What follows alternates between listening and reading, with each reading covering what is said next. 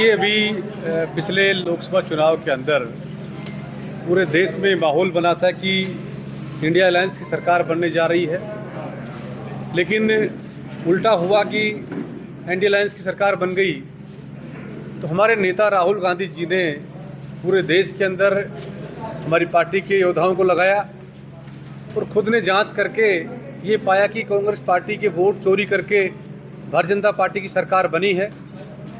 हमारे जहाँ हमारा बहुमत में मतदाता था वहाँ हमारे लोगों को वोट काट दिए गए, दूसरे जगह से लाकर के वोटों को जोड़ दिया गया और हमारे यहाँ मतदाता जो वोट डालने गए उनको वोट डालने से वंचित कर दिया गया। इस प्रकार की बातें सामने आई।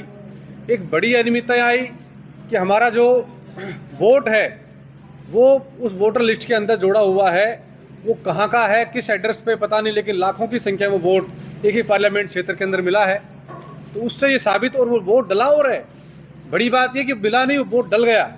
तो उस वोट के डलने से ही हमारी लगभग 100 सीटों के परिणाम बदल गए और उसी को लेकर के अभियान है कि बेनकाब किया राहुल गांधी जी ने भारतीय जनता पार्टी के नेताओं को, चुनाव आयोग को, और चुनाव आयोग को बेनकाब करने के बाद जब चुनाव आयोग से सवाल किया तो चुनाव आयोग उल्टा ये कांग्रेस पार्टी को कहता हल्फनामा दीजिए, जबकि अपनी गलती को नहीं मान रहा है और वो गलती सबके सामने दिखाने का काम किया है।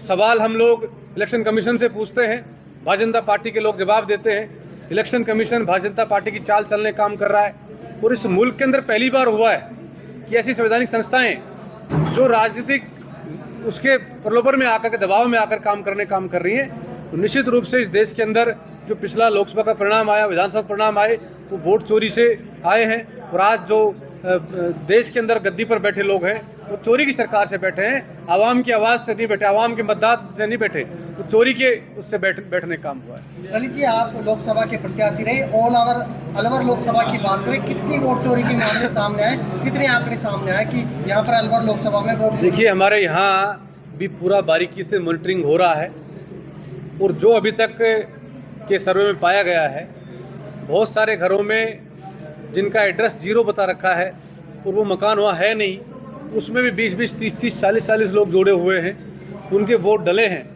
और सबसे बड़ी बात कि चुनाव होने के एक दिन बाद सवेरे कलेक्टर महोदय ने प्रेस कॉन्फ्रेंस करके कहा कि अलवर में 55.24% मतदान हुआ, लेकिन उल्टा उसके 5 दिन बाद दोबारा प्रेस कॉन्फ्रेंस करके कहा गया कि 55.24 नहीं हुआ, यह 60.7% मतदान हुआ है। वो बढ़ा हुआ मतदान था, वो कहाँ से आया? हमारे ओल्ड एज जो मतदाता हैं उनके वोट डलवाने गए शासन के लोग, तो वोट किनका डलवाया, क्या किया, किसी को कुछ पता ही नहीं। उनका ब्यौरा हमने मांगा तो वो नहीं दे पाए। तो एक प्रकार की चोरी नहीं है, विभिन्न प्रकार की चोरी से इन्होंने इस चुनाव को चोरी करने का काम किया है। जनता ये सोचती रही कि पुलवामा अटैक हो गया या फिर वो दूसरी घटनाएं हो गई, उनके पीछे भावनात्मक लोगों ने वोट डालने का काम किया, लेकिन ऐसा कुछ नहीं हुआ।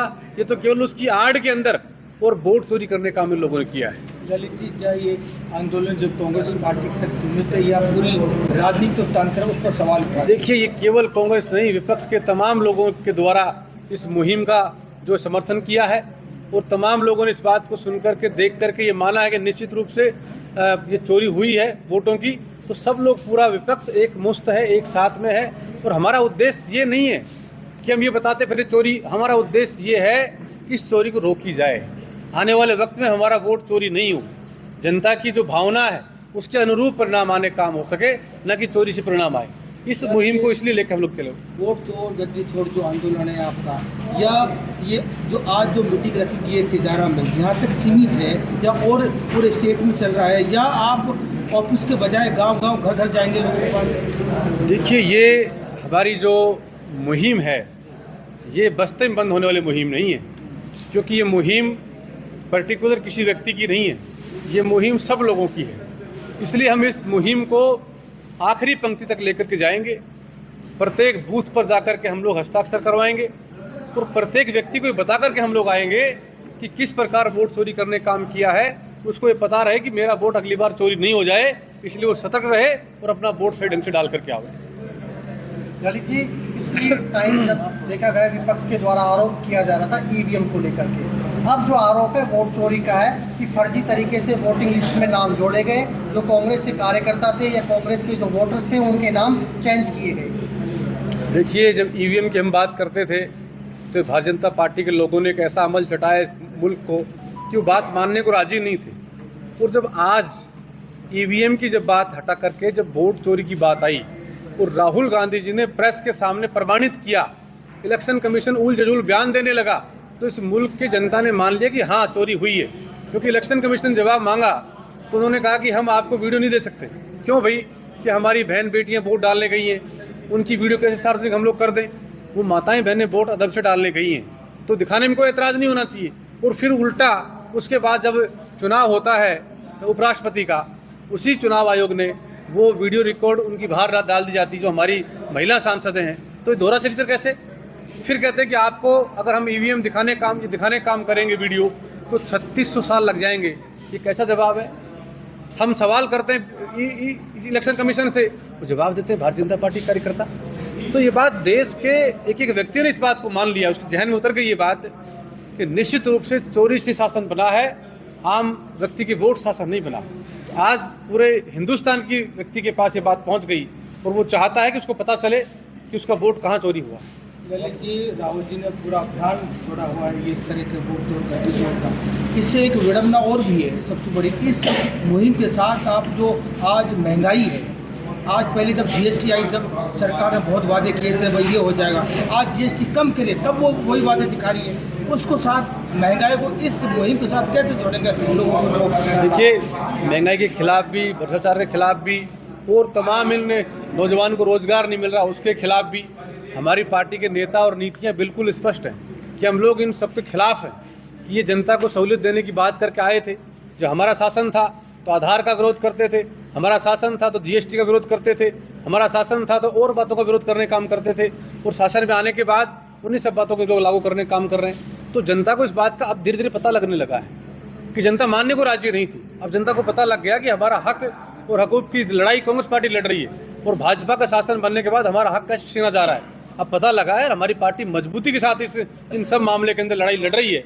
नौजवान को रोजगार की बात कही थी ना आप सबों के सामने, जो नहीं मिला वो भी लड़ाई लड़ रहे हैं। और भ्रष्टाचार की, महंगाई की जो बात है उसको लेकर हमारी पार्टी मुखर है। ललित जी, एक अंतिम सवाल और करते हैं। विधानसभा में कई बिल ऐसे पास किए गए जिनका विरोध नेता प्रतिपक्ष टीकाराम जूरी करते हुए आए, लेकिन उसके बावजूद भी, विरोध के बावजूद भी वो बिल पास कर दिए गए। देखिए, विधानसभा हो चाहे लोकसभा हो, संख्या बल से काम होता है।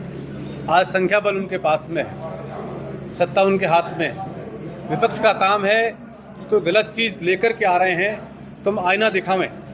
हमने आईना दिखाने का काम किया, लेकिन वो बिल तो पास अगर हम नहीं भी जाएं तो भी हो जाएंगे क्योंकि उनका बहुमत है।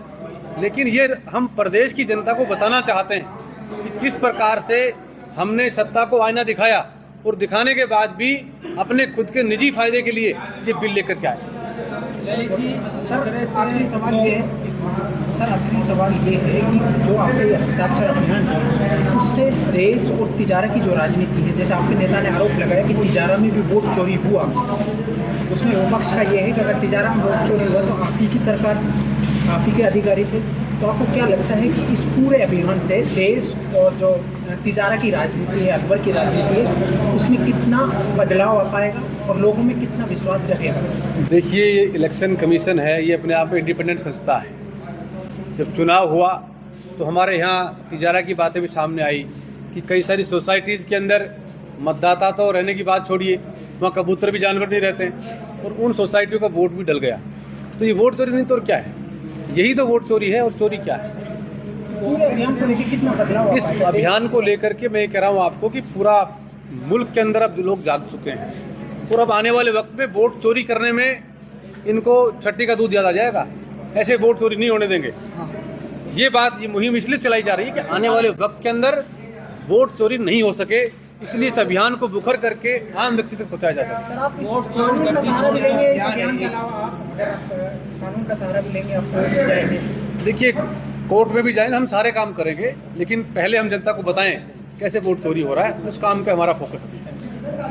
कांग्रेस के मन से मोदी की मां के लिए जो गाली वो वायरल हो रही है, जिस तरह से बीजेपी उसको उस मुद्दे को बनाना चाह रही है, वोट चोर गद्दी छोड़ कर जो दबाना चाह रही है, उसको लेकर आपकी क्या कांग्रेस की लोगों की वास्तव में इस तरह का हुआ है? वहाँ पे 50 करोड़ की गर्लफ्रेंड किसने कहा? सोनिया जी के बारे में गलत किसने बोला, इनके नेताओं के द्वारा किस प्रकार की भाषा बोली गई, जर्सी गाय किसको कहा गया, ये नरेंद्र मोदी जी का चाल चरित्र तेरा देश के सामने आ गया। अब घड़ियाली आंसू बहाने से काम नहीं चलेगा, खूब आंसू बहा लिए, अब काम करना पड़ेगा। आपकी माँ को कोई गाली देता है तो सबसे पहले तकलीफ हम सबको होगी, क्योंकि माँ सबकी बराबर है, माँ किसी की अलग नहीं है। लेकिन माँ के नाम पर आप झूठी राजनीति करना चाहते हो, वो गलत बात है। वो जो वोट जो जिस व्यक्ति ने वो कहा है, किस व्यक्ति ने, हमारे नेता की प्रेजेंस में कहा हो, हमारी पार्टी के बड़े नेता वहाँ हो, राहुल गांधी जी वहाँ हो, अब पीछे से कोई आदमी क्या कह के चला जाए, और आप क्या पता भारतीय जनता पार्टी जैसे वोट चोरी कर रही है, जैसे चंडीगढ़ वोट चोरी किए, ऐसे उन्होंने खुद नहीं भेज दिया होगा, तो ये प्रोपेगेंडा हो रहा है। मैं गारंटी से कह सकता हूँ, जिम्मेदारी जांच हो जाए इस बात की, तो भाजपा के द्वारा भेजा गया व्यक्ति था। क्या आप ऐसी गाली का प्रयोग करिए जिससे देश के अंदर, बिहार की राजनीति के अंदर बदलाव आने का मुश्किल, लेकिन अब बदलाव नहीं आएगा, कांग्रेस का शासन और बनेगा।